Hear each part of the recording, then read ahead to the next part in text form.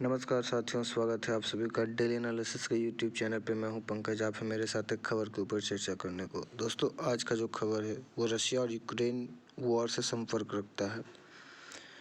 आपको पता है, मार्च में ही यूक्रेन के ऊपर एक मिलिट्री ऑपरेशन कह करके रशिया ने आक्रमण कर दिया और आज लगभग 7 महीने होने को हैं, लेकिन युद्ध का अभी तक कोई परिणाम नहीं आया है।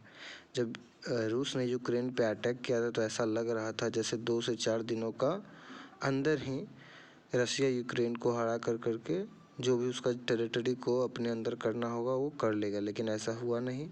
यूक्रेन को तमाम वेस्ट के देशों का समर्थन मिल गया, यूरोपियन यूनियन का मिल गया, फ्रांस का, जर्मनी का, अमेरिका का, इवन हमारे पड़ोसी मुल्क पाकिस्तान का। उनके द्वारा दिए गए बॉम्ब, एमुनिशंस, पैसा, सभी के सहारे यूक्रेन आज तक रशिया के सामने डटा हुआ है। अब तक क्या था इस युद्ध में, यूक्रेन रशिया के सामने डिफेंसिव तरीके से लड़ रहा था, अपने टेरिटरी को बचाने के लिए लड़ रहा था। अब लेकिन धीरे धीरे युद्ध के लगभग 7 महीने होने को हैं। 7 महीने के बाद यूक्रेन भी अपने आप को एक ऑफेंसिव रवैया जो है अपनाने को चला है। हाल ही में यूक्रेन जो है वो एक यूजियम टाउन है डोनबास रीजन में, उसे रशियन मिलिट्री से पीछे खदेड़ करके अपने आप को कैप्चर कर लिया है। ये देखिए, दुनिया के प्रतिष्ठित अखबार, उसके न्यूज़ कटिंग आपके सामने है। द गार्जियन हो, अल जजीरा हो, या फिर हमारे इंडियन मीडिया हो, इंडियन एक्सप्रेस, तो सभी प्रतिष्ठित अखबार जो हैं इस न्यूज़ को कवर किया है। देखिए, ये खबर है सैटरडे के रात में लगभग। एक डोनबास रीजन के पास एक व्यूजियम नाम का एक प्रांत है जिसे रशियन सोल्जर के द्वारा कैप्चर कर लिया गया था जब ये युद्ध स्टार्ट हुआ था, तभी मतलब मार्च में ही इसे अपना लिया गया था।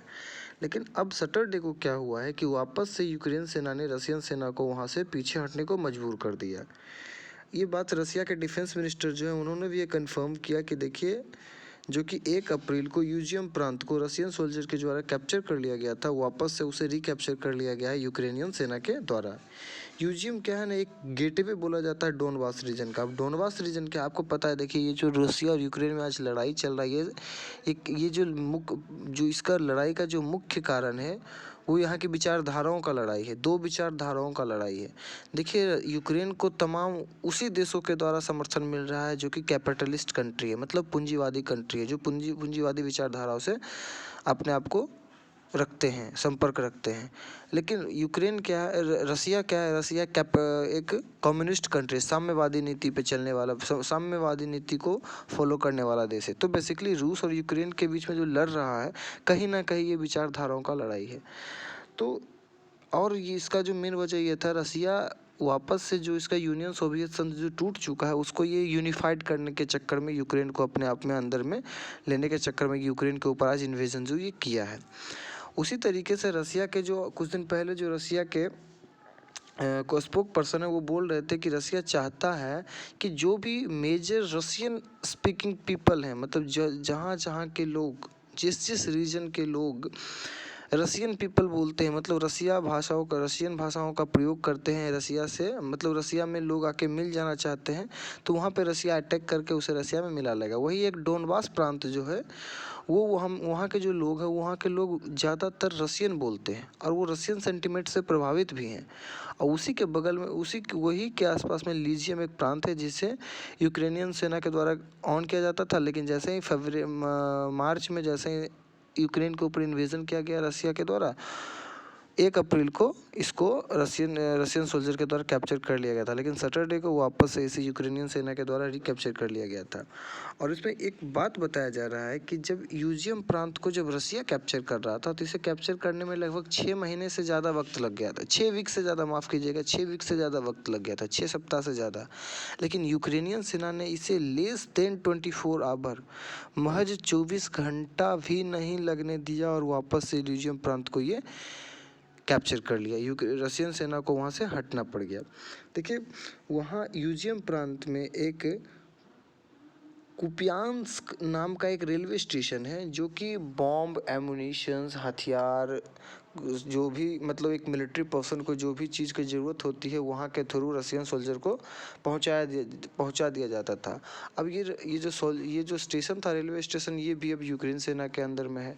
तो एक तरह से बोल सकते हैं कि ये भी प्रमुख पहले यही रेलवे स्टेशन को कब्जा कर लिया गया था, जिसके कारण क्या हो गया था, सप्लाई चेन टूट गया। उस वहाँ के जो रशियन सोल्जर थे उसे ना बॉम्ब ना हथियार मिल रहे थे, ना अनाज मिल रहे थे, कुछ भी, मतलब उसका एक सप्लाई चेन कट चुका था, लाइफ लाइन कट चुका था, जिसके कारण रशियन सोल्जर को भी वहाँ से पीछे हटना पड़ा। ये भी बहुत बड़ी बात है। ये तमाम चीज़ें युद्ध के दौरान रखा जाती है। ये देखिए, जो आपको मैप के ज़रिए से हम बताना चाह रहे हैं कि जितने भी जो रेड पेंटेड जो भी आपको दिख रहा है मैप पे, वो तमाम जो है वो रशियन के द्वारा सीज किया गया, रशियन कंट्रोल के अंदर। ये पूरा यूक्रेन का प्रांत है, जो कि आपको रेड दिख रहा है, रेड क्रीम कलर का जो दिख रहा है आपको, वो तमाम जो है रशियन सोल्जर के द्वारा कैप्चर कर लिया गया। आपको दिख रहा होगा खार्किव से सटे हुए यूजियम प्रांत है। यहीं पे देखिए डोनबास प्रांत में लगभग डोनबास प्रांत के जितने भी क्षेत्र हैं सभी के ऊपर रशियन सोल्जर के द्वारा कैप्चर कर लिया गया है, जिसमें से एक यूजियम भी प्रांत था जो कि रशियन सोल्जर के द्वारा कैप्चर कर लिया गया था, लेकिन फिलहाल उसे रशियन सोल्जर को वहाँ से हटना पड़ गया है। बीबीसी की रिपोर्ट के अनुसार बताया जा रहा है कि ऐसा वर्ल्ड वार सेकेंड के बाद पहला बार हुआ है कि 24 घंटे के अंदर रशियन सोल्जर को किसी भी प्रांत पे जो ऑलरेडी कैप्चर कर लिया गया रशियन सोल्जर के द्वारा, उस वहाँ से पीछे हटना पड़ गया। और अल जजीरा के रिपोर्ट के अनुसार ऐसा बताया जा रहा है कि जिस टेरिटरी को रशियन सोल्जर को कैप्चर करने में लगभग 6 सप्ताह से ज़्यादा वक्त लगा था, लेकिन यूक्रेनियन सोल्जर को वापस से उसे कैप्चर करने में महज 24 घंटे से भी कम वक्त लगा। तो इस तरीके से देखिए कहीं ना कहीं रशियन सोल्जर का एक मनोबल टूटेगा, यूक्रेनियन सोल्जर का मनोबल उठेगा। अब देखिए युद्ध का क्या नतीजा होता है वो तो वक्त बताएगा। अभी फिलहाल युद्ध तो चल ही रहा है। तमाम वेस्ट के देश, ईस्ट एशिया के देश सभी इसके ऊपर नज़र बनाए हुए हैं।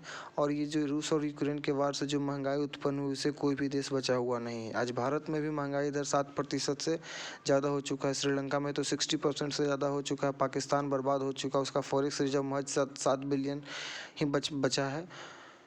तो ये तमाम जो दुनिया के अफ्रीकी देशों में भी भूख का संकट आ गया। हाल ही फिलहाल में पता है आपको, जो भारत है वो पहले वीट एक्सपोर्ट के ऊपर बैन लगाया, अब तो राइस के ऊपर भी राइस एक्सपोर्ट जो है ब्रोकन राइस के ऊपर, उसके ऊपर भी एक्सपोर्ट बैन कर दिया गया है।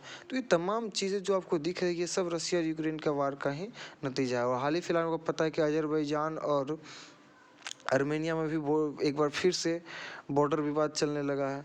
तो ये जो भी इंटरनेशनल में जो लड़ाई हो रहा है, अगर कोई बोलेगा कि लड़ रहा कोई दूसरे कंट्री लड़ रहे हैं, तो हमें उससे क्या मतलब। तो देखिए ग्लोबलाइजेशन के क्षेत्र में आज कोई भी एक दूसरे के, अगर कोई भी दुनिया के किसी भी कोने में अगर कुछ होता है तो उससे कोई भी देश प्रभावित होने से नहीं बच सकता। सभी देश को उससे प्रभावित होना ही होना। आपको पता है यूक्रेन जो है दुनिया का 30% गेहूं को एक्सपोर्ट करता था, और आज वो युद्ध में लिपटा हुआ है, युद्ध की गोदी में समा चुका है। तो ये तमाम चीज़ें जो हैं ये महंगाई बढ़ाने का कारण। आपको पता है कि वर्ल्ड में कितनी सारी पॉलिटिकल इंस्टेबिलिटी आ गई।